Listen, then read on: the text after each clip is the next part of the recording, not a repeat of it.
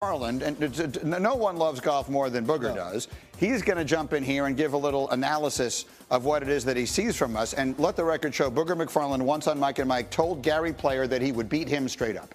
That is a true story. I'm not making that up. Booger actually said that. Do we have Booger? Where's the Booger? And anywhere here? He's gonna jump in with us. Okay, he'll jump in. There he is. There he is. All right, Booger, you ready for this? You're gonna gauge how we do here? Let's do it. Okay, here we go. Darlington, the 6-footer. You want me to go first? You're on. They have our faces on the ball. Well, now I'm putting your ball here. I'm putting your face. Let me get your face here. Okay, all right. So there we go. This is 6 feet on the dot. There we are. I mean, what I'm trying to do is extend the left arm so that the putter is just an extension of the arm. There's apparently a little break in the floor. That's short. Yeah. Okay. We'll just hit one more. Greeny, and then it's a straight putt, straight uphill, Greeny. What are we doing? I understand that. I mean, there's a lot of things going on in here. Okay. There we go. By the way, you should tell the story about when Booger sent a putt 40 feet off the. Yes, that's a 100% true story. We call it the Booger McFarland Memorial Green. It is. It's the 15th green at Bayonne. He putted it 80 yards off the green. That's well done. Okay, Booger, is Jeff officially a better putter than I am? Oh, Greeny, everybody that we've ever played with is a better putter than you are because you are mental when it comes to putting, that I've noticed. It's probably true, and as well as almost all other things. Anyway, a little fun there, and it leads us to, because we can make a pun out of anything, a segment we will call Putt Up or Shut Up. We will do that here, and here we go. Jeff, we're going to ask you to name someone who needs to putt up or shut up in the NFL. Who's got that pressure? You know what? It's Dak Prescott, and I love Dak Prescott. Long a supporter of him. I do think, though, it is time to putt up or shut up when it comes to becoming a championship quarterback. I believe that he is very capable of leading any team to the playoffs. I don't love that the Cowboys have once again left him with very little to work with, but I think that there's no more time for excuses when you're Dak Prescott. Played like the franchise quarterback that you are. I think he can do it, but it is time to putt up or shut up. Booger, who needs to putt up or shut up? For me, Green, it's going to be Justin Fields. The Chicago Bears drafted him, gave him the starting job. He couldn't handle it. Now, after a few years, he gets another opportunity to be a starting quarterback, got a really nice contract. I don't think he gets a third chance. So Justin Fields, putt up or shut up, because you've been given a second opportunity to be a starting quarterback in the Big Apple. Let's see what you can do with this, sir. That's a good one. Tannenbaum is with us this morning as well. Give me somebody or a team, in your case, that needs to put up or shut up. Reed, the Pittsburgh Steelers, they haven't won a playoff game since 2017. They have a first ballot Hall of Fame head coach in Mike Tomlin. They have a good defense, maybe not a great defense. They acquired DK Metcalf. What are they going to do at the quarterback position so they can win a playoff game for the first time in 9 years? Well, that's an interesting one. And let's stop down on that one for a minute here. Let's talk about the Steelers. Cam Hayward had more thoughts, and strong ones, about the current state of Pittsburgh and needing to do more right now. I think we're in a state of, urgency. We have a lot of guys that, like myself, that are in the latter stages of their career, and we all want to win. It's not just enough to win a playoff game, which we haven't won in a couple years, and there's a bad taste in our mouth because of that. What do you think, Booger? Cam Hayward was, I mean, that was on with our buddy Rich Eisen, but the other day he was just basically saying, look, Aaron, if you want to come here, come here. If you don't want to, that's okay, but let's just get something done here. This is the Pittsburgh Steelers. We're a proud organization. What do you make of the whole situation there, Boog? Greeny, think about that picture. Cam Hayward is saying, we have to win now, as he's got gray all around his mouth, his beard, his mustache, everything is gray. How good a picture is that? Because it's real. The Pittsburgh Steelers are in a win now situation. And to me, it's, hey, Aaron, if you want to come, come. If not, stay away. I don't understand what's taking so long. If Aaron Rodgers wants to play, tell the Pittsburgh Steelers you want to play so they can get along with their plans this spring. If not, move on. I don't think the juice is worth the squeeze. We still think Aaron Rodgers is the 4-time MVP. We still think he's that guy. He's not that player anymore. I get it. He's better than anything that the Pittsburgh Steelers can get at the moment, but is he really going to make them a playoff team? Is he really going to make them better than just a 500 team?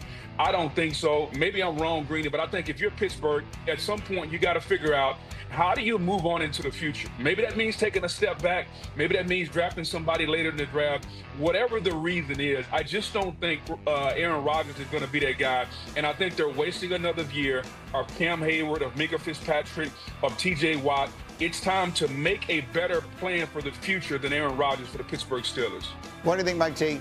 I totally disagree. When you go get DK Metcalf and pay him $30 million a year, Booger, and give him a second-round pick, you want to maximize that return right now, not in a year or two. So it would be great to draft another quarterback. Ironically, that's where they drafted Kenny Pickett, where they're drafting right now around 21. So to me, you should sign Aaron Rodgers and still maybe draft a Jackson Dart or a Tyler Shugg, depending on who's there in the draft. But to me, you got to go win now. That's why you went out and got Metcalf. So let me ask Jeff Darlington the impossible question. Yeah.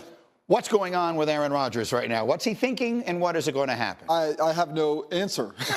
No one does. No, it's funny, though, because I was talking to a general manager who was basically kind of talking me off a little bit to back up a little bit, because everybody is trying to act as if we know what Aaron Rodgers is going to do. And I understand we are inclined to do that with any quarterback. We expect to hear some sort of leak out of their camp. But as this person put it, Aaron Rodgers doesn't even have a circle at this point when it comes to his decision. When the people around him, we don't know anything about what he's going to do. Yes, it feels like we can at least allude to the idea of the Pittsburgh Steelers because he physically spent 6 hours in that building. But there are other people around the league who still believe Aaron Rodgers is considering other alternatives to the Pittsburgh Steelers. Otherwise, the deal, of course, would have gotten. What does that mean? What does considering other alternatives? I mean, there's other teams. The Giants are a good example of a team that still would like to get the services of a Hall of Fame quarterback like Aaron Rodgers. Booger? Other alternatives like what? I mean, the Giants have signed Jameis Winston. I doubt the Giants are going to sign 2 veteran quarterbacks. Like, where else is he going? I just don't understand why he can't say, you know what, Pittsburgh, I want to come. I don't want to come. To me, this is another note in the Aaron Rodgers saga of he's going to make it about him. Like, this is not about you. You're not the 4-time MVP. Either you want to play or not. If you don't want to play, go to the darkness and move on. That's what Cam Hayward is saying.